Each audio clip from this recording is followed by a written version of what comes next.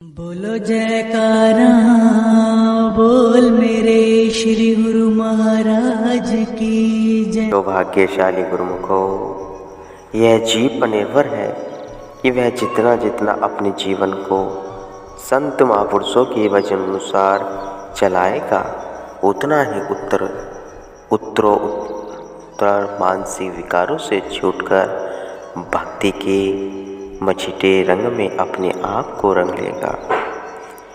तुलसी सा संसार में सबसे मिलिए धाए, न जाने किस रूप में नारायण मिल जाए।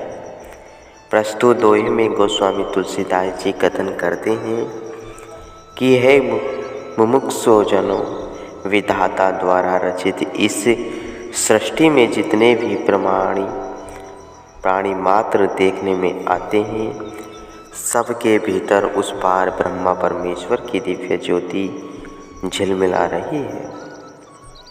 सभी प्राणियों ईश्वर के वशीभूत हैं। अतएव जीवन काल में सबसे प्रेम पूर्वक व्यवहार करना चाहिए।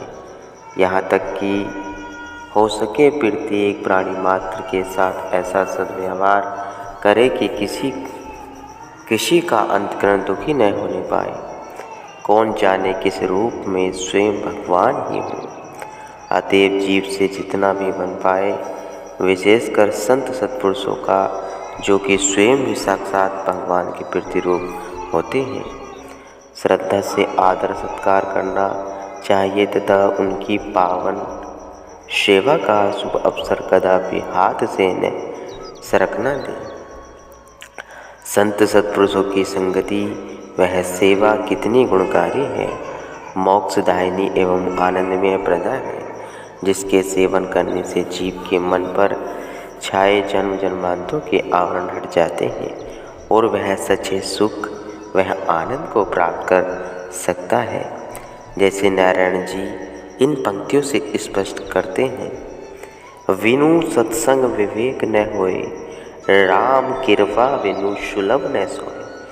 सत्संगति मुद मंगल मूला, सोए फल सिद्धि सब साधन फूला।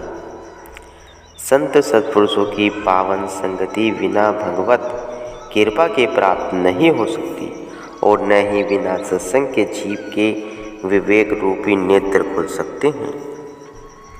इसलिए जीवन काल में पूर्ण पुरुषों की खोज कर, उनका सत्संग श्रवण करके और उस पर आचरण कर उनकी पवित्र सेवा का लाभ प्राप्त करना चाहिए। ऐसा करने से जीव किस अनूठे आनंद तथा शाश्वत सुख को प्राप्त कर लेता है, इसका स्पष्ट प्रमाण पाठक नीचे लिखे दृष्टांत में देख सकते हैं। किसी एक प्रभु भक्त ने संत महात्माओं को प्राणपण से सेवा करने का अपने जीवन का मुख्य लक्षण बना रखा था। जो कुछ भी उसके पास होता, सर्व स्वयं भगवान के प्यारे अर्थात साधु संतों की सेवा में लगा देता। उनकी धर्मपत्नी उनसे भी अधिक ईश्वर परायण वह साधु सेविका थी। यहाँ तक कि भक्त जी घर के वस्त्र बर्तन जेवर आदि बेचकर संत सेवा में लगा देते तो भी यह कुछ न कहती। प्रत्युत्तर हर समय ईश्वर आराधना वह संत सेवा में मस्त रहती। यह प्रेम प्रतिभा अपने पति से कहती, पतिदेव, संत महात्माओं की पावन सेवा के निमित्त हमारे घर वह नश्वर पदार्थ खर्च होते तो इससे बढ़कर हमें और खुशी क्या हो सकती है। दाता तो वह स्वयं ही है, हम तो केवल निमित्त मात्र हैं। इन्हीं शुभ वह श्रेष्ठ विचारों के होने पर इस अनन्य प्रेमिका ने अपने समस्त आभूषण, जो कि स्त्री जाति को प्राणों से भी अधिक प्रिय होते हैं, वे संत सेवा में लगा दिए। जहाँ केवल धन का व्यय ही हो और आमदन का कोई साधन न हो, तो भला संचित धन कब तक काम आएगा। इनके पश्चात धन पदार्थ जो कुछ था, सब कुछ संत सेवा में खर्च कर दिया, तो अंत में इनके घर में दरिद्रता ने आ डेरा लगाया। परिणाम स्वरूप भक्त जी ने भिक्षा मांगना प्रारंभ किया। फिरते दिन प्रातः मधुकरी हेतु जाते, वहाँ से जो कुछ मिलता उसी पर संतुष्ट हो रहते। प्राप्त हुआ भोजन में से प्रथम जो साधुजनों का आतिथ्य सत्कार करते, पश्चात बचा हुआ भोजन स्वयं करके अपना शेष समय मालिक के भजन अभ्यास में लगाते। इसी प्रकार इनका पर्याप्त समय बीत गया। आदिकाल से यह नियम चला आ रहा है कि भगवान अपने भक्तों की प्रेम परीक्षा लेते आए हैं, क्योंकि जब तक सोने को कोठली से निकाला जाए तब तक उसमें चमक नहीं आती। सो इस प्रणाली के अनुरूप ही इस प्रभु भक्त दंपति की प्रेम परीक्षा लेने के लिए भगवान ने एक कौतुक रचा। एक दिन भक्त जी भिक्षा लेने को गए। विधाता का खेल है। सारा दिन घूमने पर भी उन्हें कहीं से कुछ प्राप्त न हुआ और खाली हाथ घर लौट आए। आकर निराशा के साथ धर्मपत्नी से कहा, आज जो खाली हाथ लौट आया हूँ यह सुन वैराग्य की साक्षात देवी ने कहा, बहुत अच्छा, जैसे मालिक की मूछ। आज भूखे रहकर ही मालिक के भजन का आनंद लेंगे। परंतु पतिदेव कदाचित कोई साधु आ जाए तो। अभी इनमें यह बात चल ही रही थी कि किसी ने द्वार पर खटखटाया। भक्त जी ने उठकर द्वार खोला तो जो बात पूर्व ही चली रही थी वहीं साकार हो आई।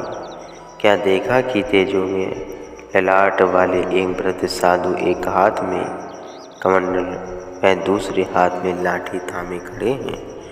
भक्त जी ने उन्हें नमस्कार किया और फिर उन्हें भीतर ले आए, बैठाने को आसन दिया और उनके हाथ पांव धुलवाए। तत्पश्चात साधु जी ने जल ग्रहण किया। फिर मुस्कुराते हुए बोले, भक्त जी, हमने आपकी बहुत प्रशंसा सुनी है कि आप साधु संतों के सच्चे प्रेमी हैं। मैं भ्रमण करता चला आ रहा था, विचार किया चलो आज भक्त जी के यहाँ ही आनंद से रात व्यतीत कर लें, उनसे वार्तालाप वह सत्संग करें, आगे जो भगवत इच्छा होगी। भक्त जी ने हंसकर कहा, बहुत अच्छा महाराज, हम पर आपकी बहुत कृपा है। आप आराम करें, मैं भोजन का प्रबंध करता हूँ। यह कहकर भक्त जी धर्मपत्नी को एक ओर ले जाकर पूछने लगे, देवी अब क्या करें? घर में कोई वस्तु भी नहीं रही जिसे बेचकर खाने पीने का सामान लाया जा सके। दरिद्रता के कारण कोई उधार भी तो नहीं देता। भक्त जी की चिंता सनी बात सुनकर कुछ क्षण सोचकर हंसते हुए भगतनी बोली, पतिदेव भोजन का प्रबंध हो जाएगा। इस पर भक्त जी ने हैरानी से पूछा, वो कैसे? देवी ने प्रत्युत्तर में कहा, आप कैंची ले आवे। स्त्री के कथनानुसार यह कैंची ले आए। तब स्त्री ने कहा, पतिदेव आप मेरे सिर के आधे बाल काट लो और रस्सी बनाकर बाजार में बेचो। उसे जो पैसे प्राप्त हो उनसे भोजन का सामान ले आओ। भक्त ने अपनी धर्मपत्नी के मुख से इस सीमा तक कुर्बानी की बात सुनी तो स्तब्ध से रह गए। वह दिल ही दिल में सोचने लगे, कितने ऊंचे शुद्ध विचार हैं, कितने उदारता वह एवं कितना प्रभु प्रेम, शरीर से कितनी अनासक्ति है। आहा, विचार हो तो ऐसे श्रेष्ठ, भाव हो तो ऐसे पवित्र, श्रद्धा हो तो ऐसी ऊंची। भक्त जी इन्हीं विचारों में निमग्न थे कि देवी ने फिर कहा, भोजन में देरी हो रही है। बूढ़े बाबा ने मालूम कितना देर से भूखे होंगे, आप जल्दी करें, मेरे बाल काटकर रस्सी बनाए तथा उसे बेचकर सामान ले आवे। भक्त जी ने कैंची से धर्मपत्नी के सिर के आधे बाल काट लिए और रस्सी बनाकर बाजार में बेची। जो कुछ पैसे मिले उनसे भोजन का सामान लेकर घर आए। आज देवी का हृदय प्रसन्नता के सिंधु में मंजन कर रहा था कि इस नाश्वर शरीर का कुछ हिस्सा साधु सेवा के काम आ रहा है। मैं कितनी सौभाग्यशाली हूँ कि उस परम पिता परमात्मा ने कृपा कर सेवा करने का अवसर दिया है। आखिर एक न एक दिन केशों ने अग्नि में सूखे घास के न्याय जल कर राख ही तो होना है। बहुत ही अच्छा, बहुत ही इन वालों से ऐसा शुभ काम पूर्ण हो गया है। इन शुभ विचारों ने मग्न हो वह भोजन बनाने का काम में व्यस्त रही।